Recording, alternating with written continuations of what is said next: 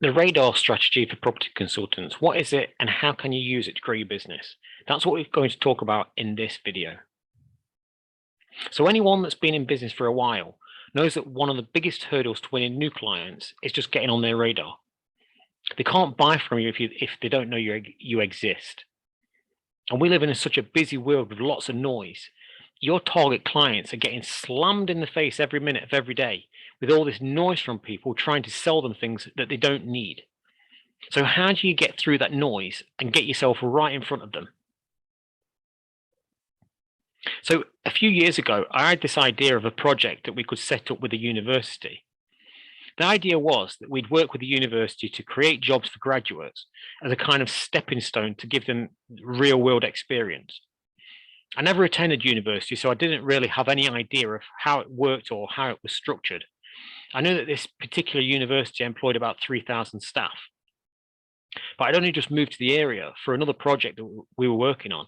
And so I didn't know anyone in the university or even who the decision makers might be, or in fact, how decisions would be made.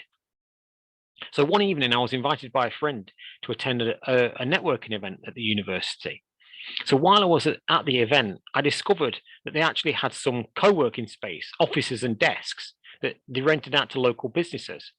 And so I ended up renting desk space with the hope of getting to know a few people that worked there and just see if my idea would work. And over about 3 or 4 months, I became friends with the staff that ran the co-working space. And I shared my idea with them and asked who would be the right person to speak to. And so through that introduction, I got myself right in front of the person that I needed to speak to about the idea. But to use this strategy for your own business, it has a few key steps I think you need to follow. First, you have to make a list of all your target clients within your geography. When you've got that, you might have a list of, say, 100 companies. The second thing to do is think about where these people are right now. Who are the decision makers and who might influence that decision? How do they purchase your services normally?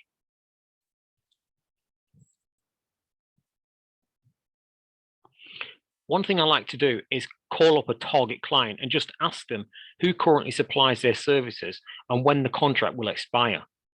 When you know that, you can make a note in your diary to contact them nearer the time. That also gives you time to build that relationship with them and learn what their buying process is.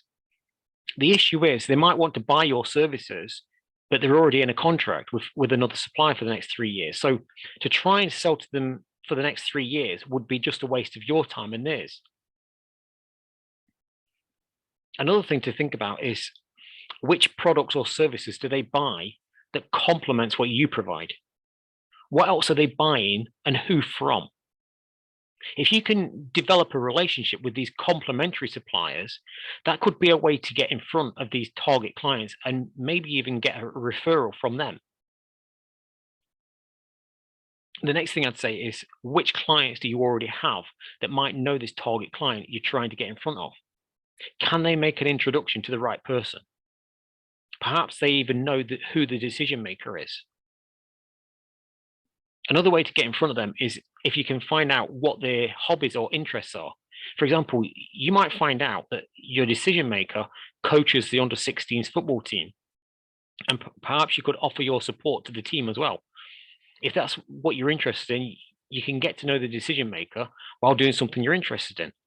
If you're not interested in it, you could just offer to sponsor the team instead.